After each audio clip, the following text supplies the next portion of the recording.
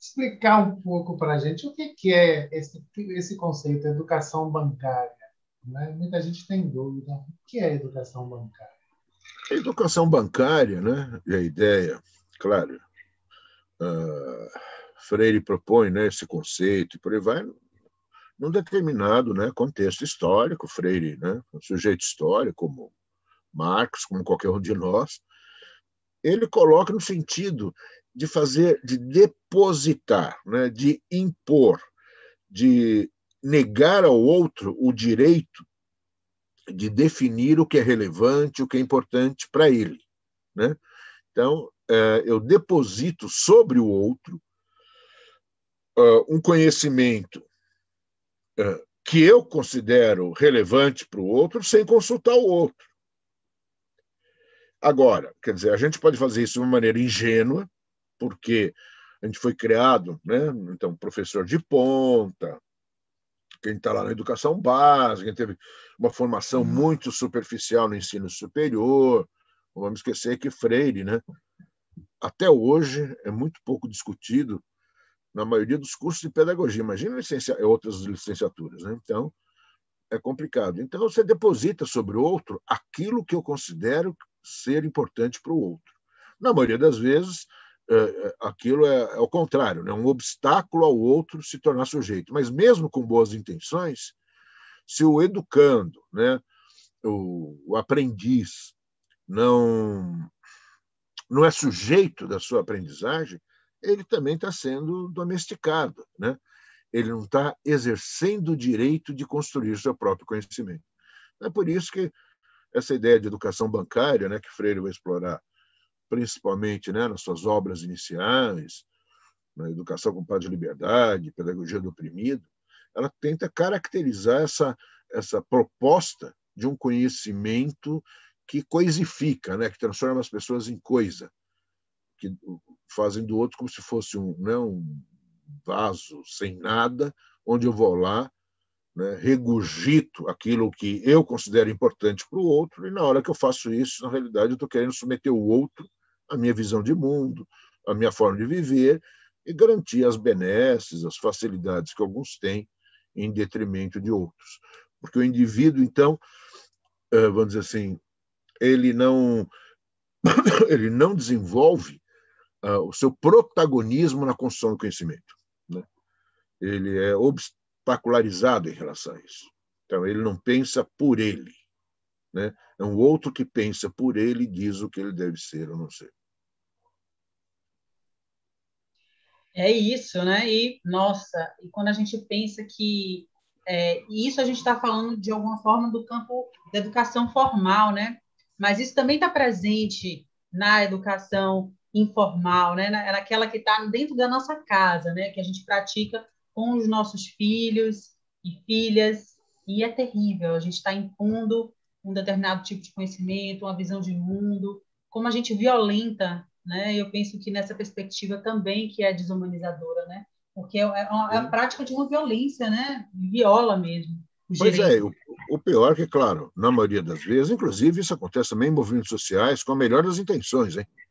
Não vamos, Exatamente. quer dizer, não vamos fazer isso como se fosse, né, uma opção pela manipulação, pela desumanização, né? A esmagadora maioria, né?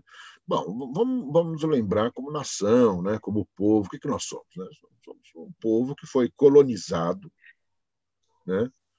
A partir de uma perspectiva de valores que não são nossos, são europeus, que foram impostos, quer dizer, nós fomos, de uma certa maneira, tratados, né, como alguém a ser civilizados, porque somos selvagens, porque a ideia, né, de civilização selvagem tem a ver com a aceitação não do que é europeu e, portanto, como a Renascença, no fundo, com o que é grego, com a visão aristotélica de mundo e por aí vai.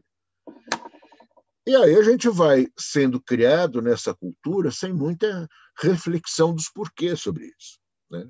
Então a gente vai reproduzindo esse modelo, achando que está fazendo o melhor pelo outro, né? Quando um pai, uma mãe vira para o filho, olha, você não pode fazer isso, e a criança pergunta, mas por quê? Fala, porque eu estou falando?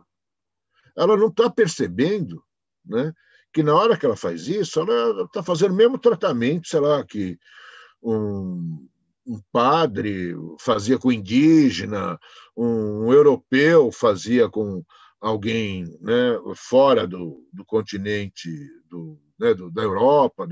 Enfim, você está impondo uma visão de mundo falando assim, olha, tem coisa aqui que não é para discutir. Aceita e obedece porque isso é o certo.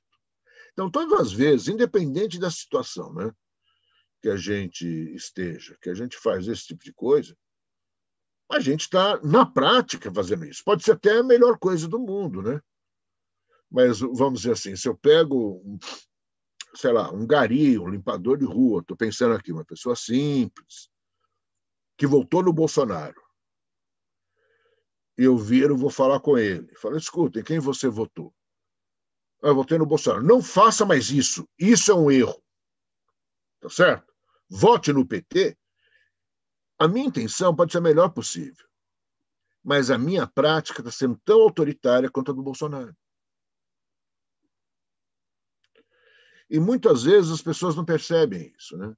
Há uma certa separação, um certo divórcio entre o nosso discurso humanizador e a nossa prática, né? Então, eu acho que a partir de uma prática desumana instituída, eu desenvolvo o processo humanizador. Não, o discurso tem que ser humanizador, claro, mas a prática também. Se o outro não é sujeito, né, por pior que seja a situação, por mais diferente que seja a visão de mundo daquela que eu vejo, e por mais que eu considere aquele indivíduo aprisionado naquela visão de mundo, submetido, ideologizado, que for, é ele que vai se libertar daquela situação. O que eu posso é contribuir para esse processo, né, dele buscar a sua visão crítica. Mas eu não posso impor uma visão crítica sobre a outra. Uma visão crítica ela sempre é construída pelo sujeito, porque senão o ponto de partida dela já está equivocado, porque ele só está mudando de dono, só está mudando de patrão. E muitas vezes eu fico pensando, né, com essas idas e vindas no plano federal, quantas pessoas que votaram no Lula votaram no Bolsonaro? Olha, eu estou falando da população em geral, tá? Elite não, elite é maquiavélica. Mas vamos lá, ninguém está falando que o diabo não existe, só que ele tem CPF, RG, endereço, aqui em Miami. Então vamos devagar com a Andorra aí para a gente não achar que, né, é da condição humana. Não. Tem gente que nesse momento está sentado, cheirando cocaína para estimular bem os neurônios para saber como melhor explorar as pessoas. Então, não vamos perder isso de vista que existe. Mas eu estou falando nós, os mortais, os normais, né? Todos nós que trabalhamos na feira, que trabalhamos na rua, que damos aula, que dirigimos ônibus, enfim. Todos nós aqui, né, que trabalhamos nas escolas. Então, vamos dizer assim, a gente vive, né, dentro desse contexto tácito de autoritarismo que não nos leva a refletir muitas vezes sobre isso. E aí a gente acha, quer dizer, né, então, o eleitor do Lula vota no Bolsonaro e, pelo andar da carruagem, se Deus quiser, vai votar no Lula. Tá certo? Quer dizer, como é que é esse trânsito? Né? Como é que é essa confusão que se dá nas pessoas, onde a capacidade dela se identificar com alguém passa por questões que, né, quem está na academia não sabe explicar. Ou se sabe explicar, não leva isso em consideração, nem na prática de ensino-aprendizagem. Quer dizer, há questões identitárias aí envolvidas, né? O que há de comum em relação a isso? Porque as pessoas se sentem contempladas com determinados discursos que muitas vezes estão defendendo posições opostas em relação, né, ao humano. Isso aí, para mim, eu acho que é uma coisa que a gente tem que, como educador, aí na nossa, né, até onde o nosso braço alcança, como em sala de aula a gente pode, né, contribuir na formação de futuros, eu, no caso, né, que trabalho agora com formação de futuros educadores ou de educadores de movimentos sociais, enfim. como a gente pode contribuir para que, vamos dizer assim, essas coisas sejam objeto de discussão e objeto e referencial na construção das percepções de mundo, desse processo que busca um conhecimento humanizador, que orienta uma prática humanizadora e por aí vai. Então, é um pouco por aí a minha preocupação.